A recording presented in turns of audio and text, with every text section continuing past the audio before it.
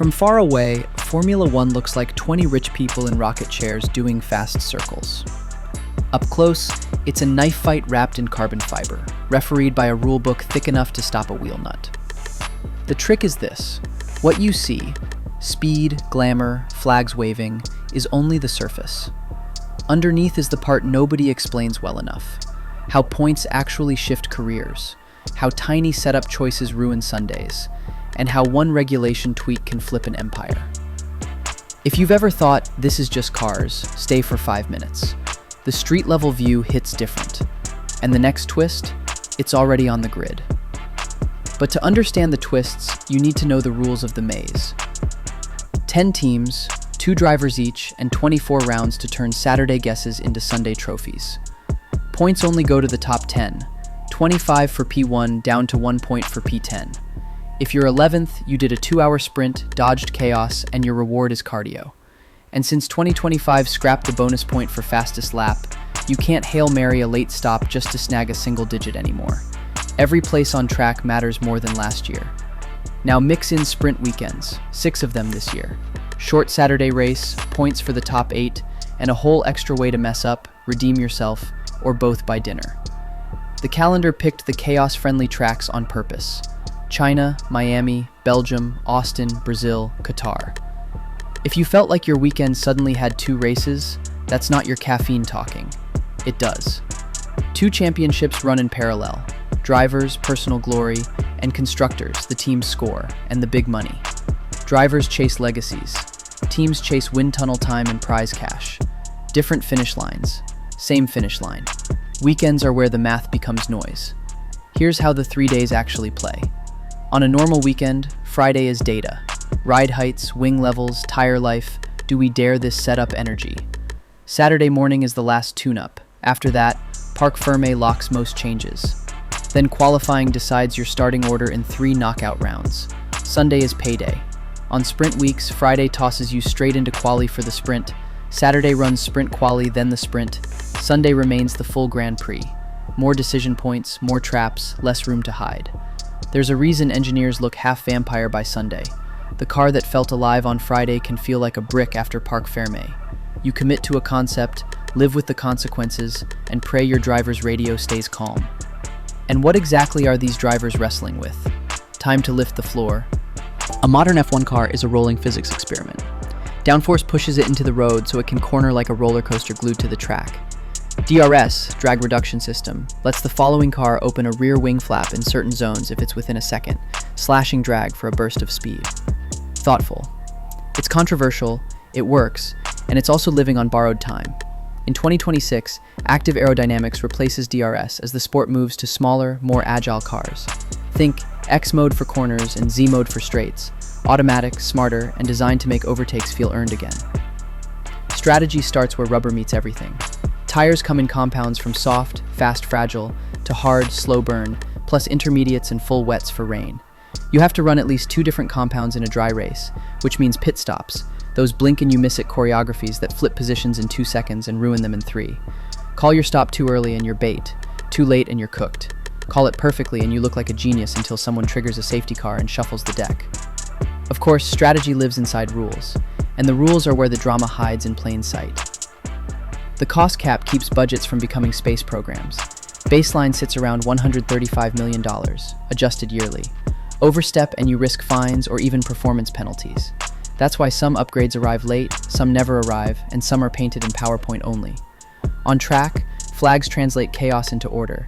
Yellows to lift, double yellows for hazards, blues to let faster traffic through, safety car to bunch the field, VSC to slow everyone to a delta, reds to stop everything, and the checkered flag to finally exhale.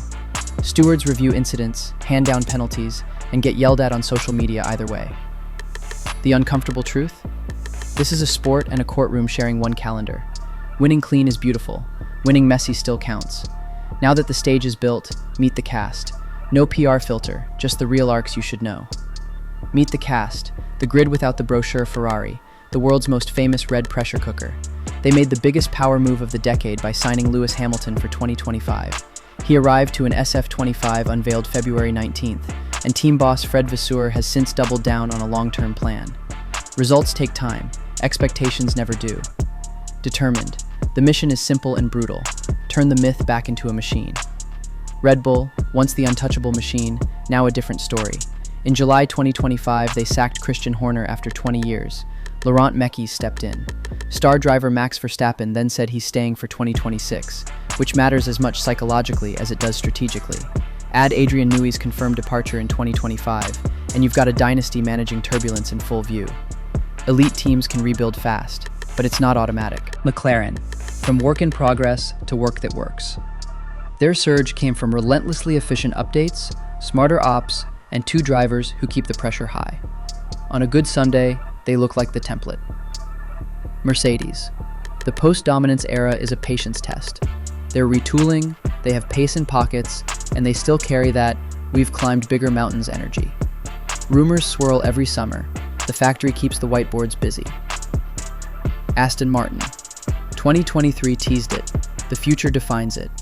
In 2026, they become a Honda Works team, which changes the ceiling immediately. Between now and then, steady upgrades, smart hires, and a car concept that plays nice with the next rulebook. Alpine. Flashes of speed, flashes of friction. When the power unit is happy and the aero window opens, they can scrap for points. The rebuild will either click or keep looping. Williams. From sleeping giant to light sleeper. Incremental gains, sharper leadership, and a fan base that celebrates every step forward like a podium. The rebuild isn't flashy, it's stubborn. Visa Cash App Racing Bulls. RB to Racing Bulls. Red Bull's junior outfit, renamed and re-renamed, drawing attention to a branding shuffle that had the paddock talking. Beyond names, the value is the pipeline, the place where future race winners harden. Sauber, Audi. The quietest loud move in the room. Audi's full works entry lands in 2026, with Nico Hülkenberg signed early and a Revolut title deal already announced. They'll spend 2025 transforming the house they're about to own. Haas, the independents. When they nail tire usage, they punch up. When they miss it, Sundays feel long. The right update at the right track still turns heads. Characters established. Now why fans stay up at 3 a.m. to watch? Rivalries make the highlight reels. Wheel the real history. Some of it respectful, some of it, "we'll talk later," is how eras get names. Then there's Team Radio, which is part strategy, part comedy, part therapeutic screaming. The clips you see online are the tip of the iceberg. Unfiltered, it's drivers building trust with a calm voice while their hearts are drumming at 190 BPM. As for the rumor mill, it never sleeps. Reports claim for months that Red Bull's internal storms might trigger exits.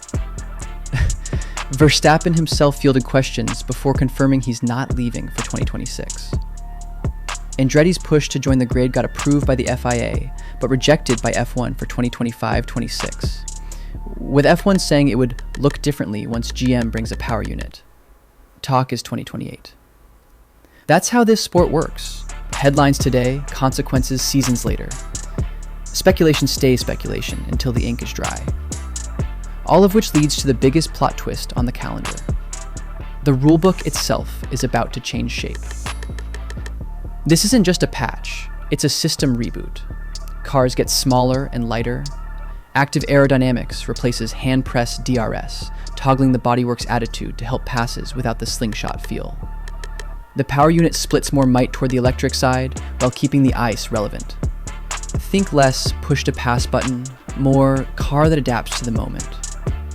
On paper, it should help cars follow more closely and let drivers fight.